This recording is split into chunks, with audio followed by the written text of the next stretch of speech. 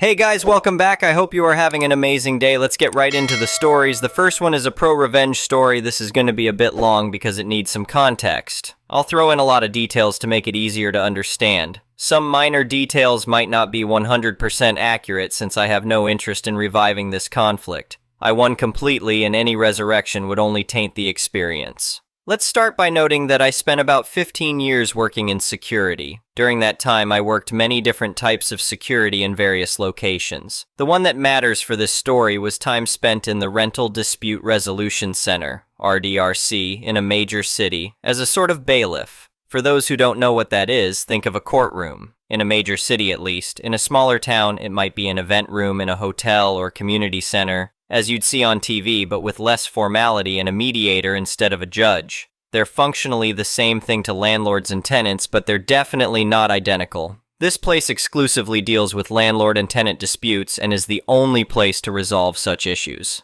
Note that I wasn't technically a bailiff, and it wasn't actually a court, but these terms mostly accurately describe the situation and my role in it. For 2 years, I worked at the RDRC. It was early in my time in security. I was around 22-24.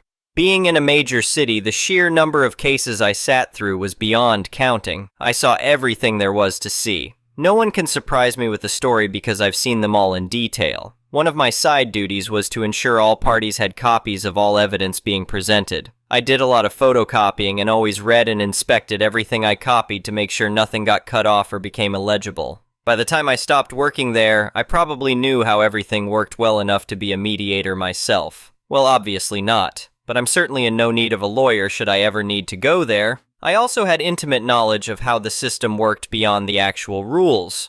For example, mediators would always give a little leeway to anyone representing themselves over someone who had a lawyer, or how pissed off mediators would get when a party was speaking out of turn. Seriously, don't do that. Fast forward about 7 years. I left the city and moved to a fairly large town in the same state, same tenant laws. I had a few roommates in a decently sized townhouse. We got along well, but there was a problem. Only I could write checks and our paydays didn't line up, so I was the one who paid the rent, and I usually couldn't do it on the first because roommates didn't always pay on time. We advised the landlord we might be a day or two late, but would always have it by the third at the latest. They had no problem with it at all. I spoke to them myself. For about a year, this worked fine. No complaints from the landlord because even if we were often a day or two late, we always paid. We were also fairly quiet and didn't damage the property. Nearly model tenants. I don't actually know why, but one day this changed.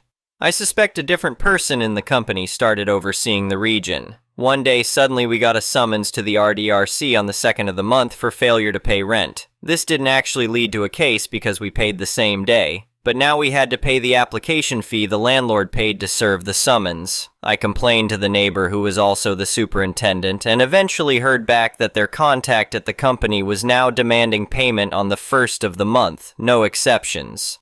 Well, that really didn't work for us, so we probably had to pay that fee 15 to 20 times over the next 2 years. I could have gone to the RDRC over it, but we were technically without a leg to stand on, and I knew it. Maybe if I went enough times I could ding them for harassment, but I didn't have time for that, and my roommates didn't care. After being split between us all, the fee wasn't enough of a deterrent to change our behavior, so we accepted it. If this was the only issue, there wouldn't be much of a story. Around the same time, the rent leeway vanished, so did mandatory maintenance. I'm not going to list everything that went wrong and wasn't fixed. You'll get a decent idea at the end. We suffered through it. We were all working too many hours at lousy pay to be able to do anything about it. We adapted.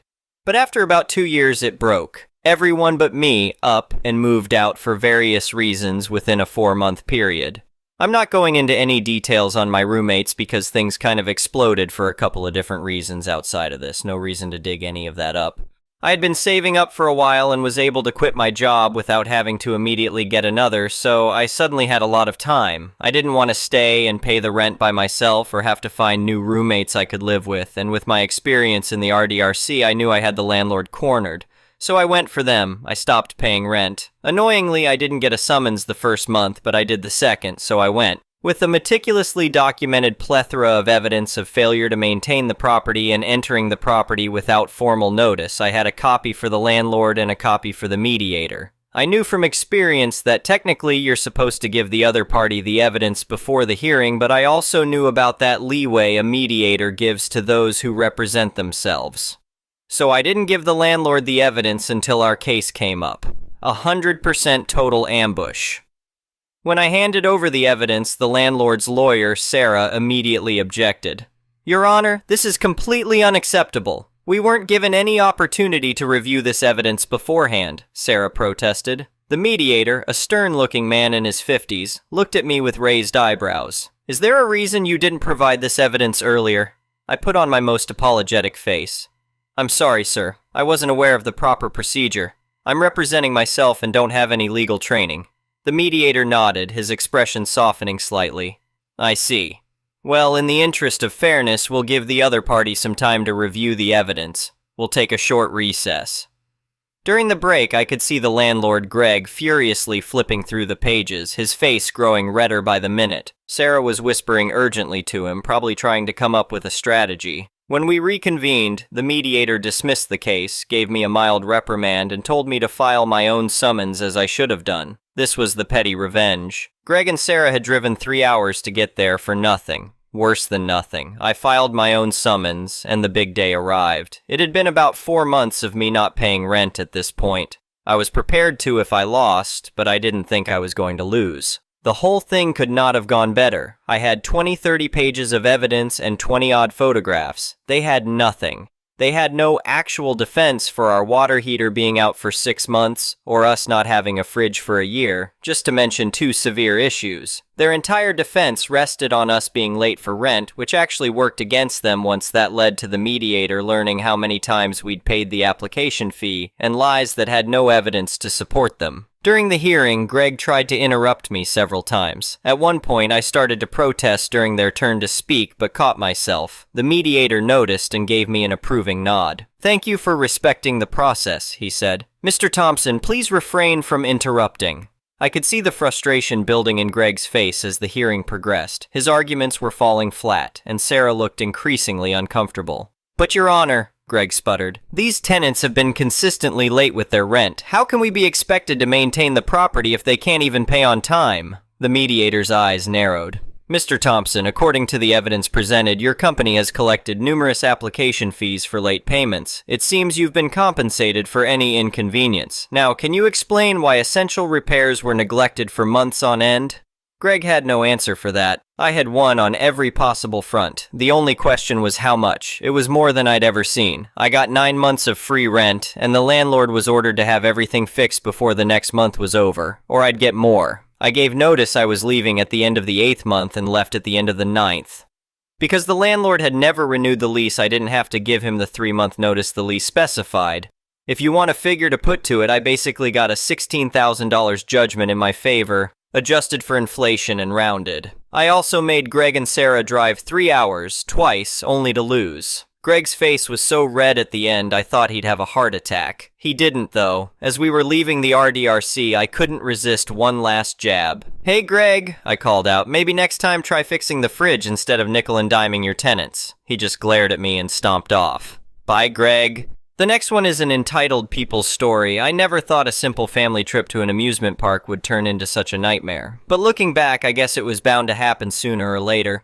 My name's Mike, and I'm a veteran who served 2 tours in Afghanistan. I came back with more than just physical scars. PTSD has been my constant companion ever since. But I'm not the only one in my family dealing with challenges. My 10-year-old daughter, Lily, is on the autism spectrum. Life hasn't been easy for us, but we found ways to cope. One of the biggest helps has been our therapy dog, Max. He's a gentle giant of a German Shepherd, trained to assist both me with my PTSD and Lily with her autism. Max helps keep us calm in stressful situations and provides a sense of security that's hard to describe unless you've experienced it yourself.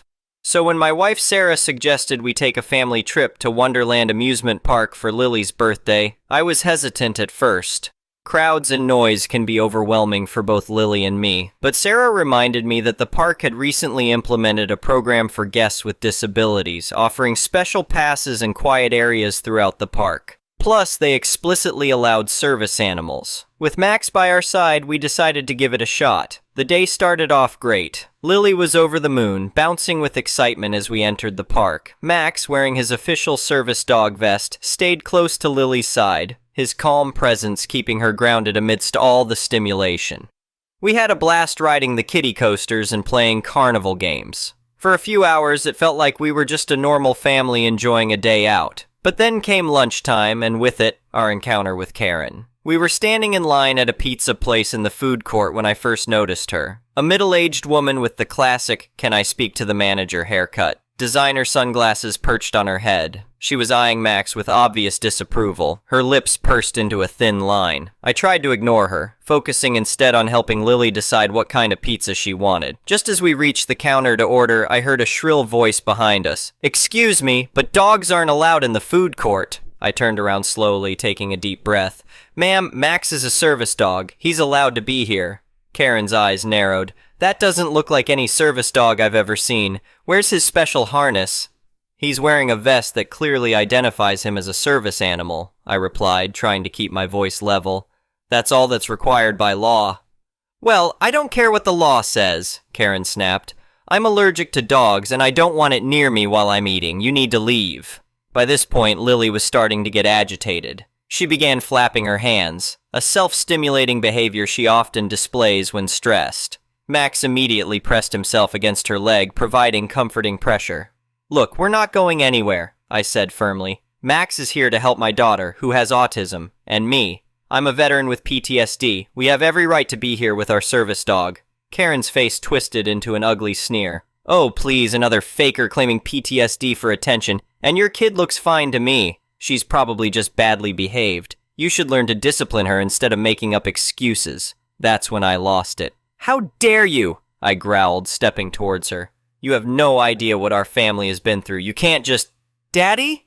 Lily's small voice cut through my anger. She was curled up on the floor now, hands over her ears, with Max standing protectively over her. The commotion had triggered a meltdown. I immediately knelt down beside her, all thoughts of Karen forgotten. "It's okay, sweetie," I murmured, gently rubbing her back. "Just focus on Max. Remember your breathing exercises." But Karen wasn't done. She started yelling about how we were making a scene and ruining everyone's lunch. She demanded that security remove us from the park immediately. A crowd had gathered by this point, most people looking uncomfortable but not intervening. Just when I thought things couldn't get worse, Karen reached out and grabbed Max's vest, trying to pull him away from Lily. "This dog needs to go!" she screeched. Max, bless him, didn't react aggressively. He just planted his feet firmly and refused to budge. But Lily let out a heart-wrenching wail at seeing her beloved companion manhandled. That's when our unlikely hero stepped in. A tall man in a crisp suit pushed through the crowd. "Ma'am, I'm going to have to ask you to step away from the dog and this family immediately." Karen whirled around, her face flushed with self-righteous anger. "Finally! Security! I want these people removed from the park at once! They're breaking the rules and disturbing everyone with their fake service dog!" The man's expression hardened. "I'm not security, ma'am. I'm Jonathan Reynolds, the general manager of Wonderland Amusement Park, and the only person breaking rules and disturbing others here is you." Karen's mouth opened and closed like a fish out of water. But the dog is a legitimate service animal, as the gentleman already explained to you," Mr. Reynolds cut her off. "Wonderland has a strict policy allowing service animals in all areas of the park, including food service areas. This is in compliance with the Americans with Disabilities Act." He turned to address the gathered crowd. "Ladies and gentlemen, I apologize for this disturbance. Wonderland prides itself on being an inclusive environment where all guests can enjoy themselves. Discrimination of any kind, including against individuals with disabilities, is not tolerated here."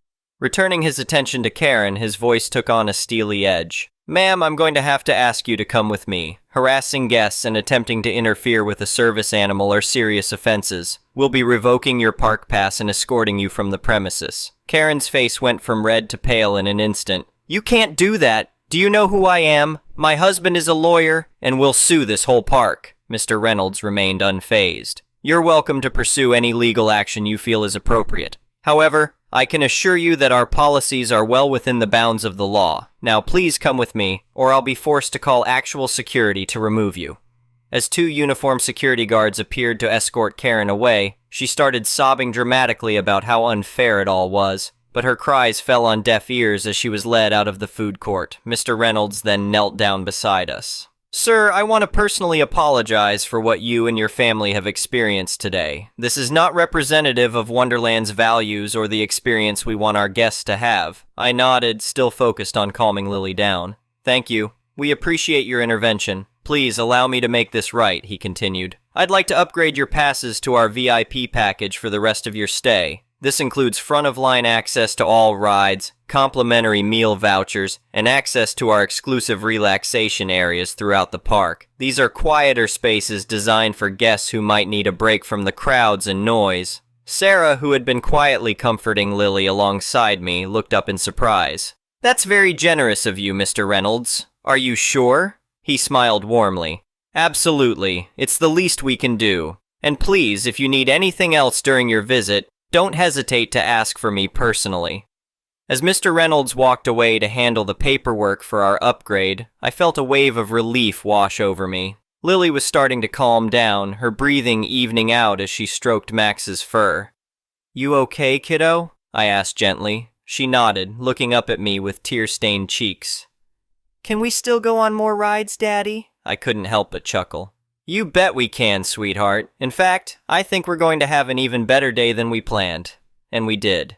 The VIP passes made the rest of our visit a breeze. We were able to enjoy all the rides Lily wanted without long waits, and the relaxation areas proved to be a godsend when things got overwhelming. By the end of the day, Lily was beaming with joy, clutching a giant stuffed unicorn I'd won her at one of the games. As we walked out of the park, exhausted but happy, I reflected on the day's events. What could have been a disaster turned into a powerful reminder of the good in people. For every Karen in the world, there are folks like Mr. Reynolds who are willing to stand up for what's right. I looked down at Lily, peacefully dozing in her stroller with Max trotting faithfully beside us, and felt a surge of pride. My little girl might face challenges, but she's the strongest person I know. And with our family's love and support, and Max's unwavering companionship, I know she can handle whatever life throws her way.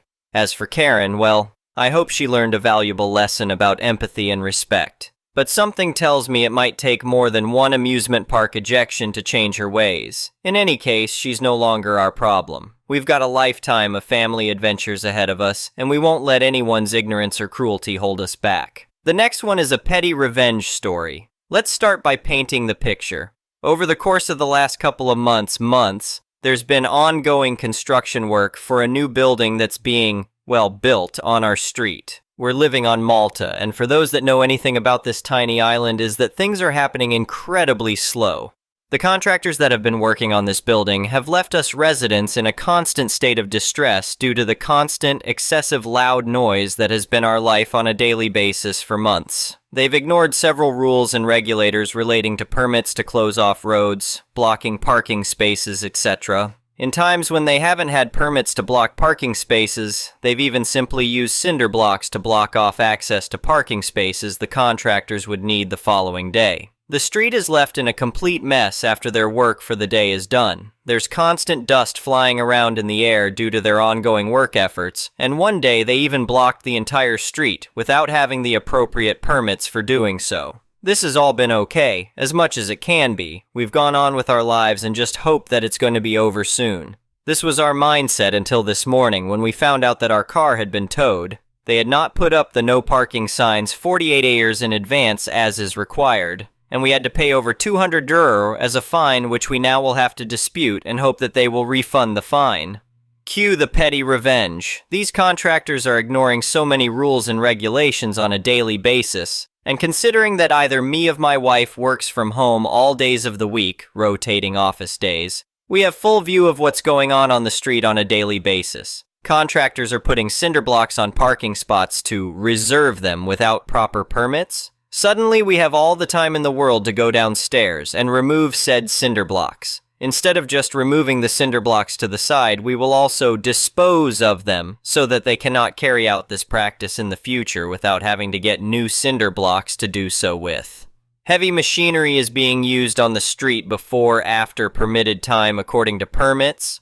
Police local traffic enforcement number is on my speed dial. I even must have misplaced a pack of eggs that I put aside while walking past the construction area while tying my shoes and couldn't find them again. Oh boy, I hope they don't spoil and start smelling under the intense Maltese sun and heat. I've been lurking this subreddit for years, and I feel like I'm currently experiencing one of these stories in real time. I'm actually low-key excited. If there's any noteworthy updates, I may update the post later on. The next one is a malicious compliance story. Back in my high school days, the school decided that the parking lot speed limit for cars would be 5 mph.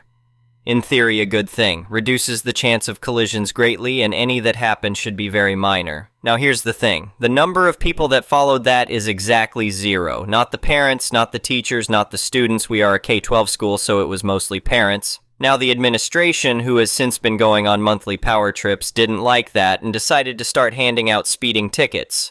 Written warnings that you would lose your parking pass and get an email home. So we, the 32 of 100 high schoolers who had cars, decided to play around with it. Now normally, car line takes about 20 minutes between when we leave. We get out a few minutes early so our cars are out of the way. And when car line is mostly done, aside from a few stragglers. And that's with most cars going at about 10 to 15 minutes in the giant parking lot we had, which couldn't be used for parents to park. Well, that's too short, we decided. So, we complied in the most malicious way possible. Every high schooler with a car did 5 mph through the parking lot. Normally, by the time the smaller kids got into their cars, we were gone. But not anymore. We were crawling through the parking lot at idle speed. What normally took 5 minutes to clear 30 cars now took 10, and it had consequences. The entire car line for the other 500 students was not also moving at idle speed. Car line started taking 30 minutes on a good day. To say parents were livid is an understatement. Complaints filled the Facebook page, and the sassier parents reminded everyone that we just followed rules set by the beloved admin, beloved everywhere but the high school. With only one way out, and us having to get out before parents because we were literally in the way, our change screwed up the entire car line. In fact, it got so bad that the school was told to fix it by the city or there would be consequences since we started backing up a major road during rush hour. At the start of the next year, the habit fell out since most of that 30 people had left and we went back to going a safe but above the speed limit speed in the parking lot. It's been 2 years, not a thing has been said. Thank you for watching. I would really appreciate it if you could like the video and subscribe to our channel if you haven't already. We'll see you again tomorrow.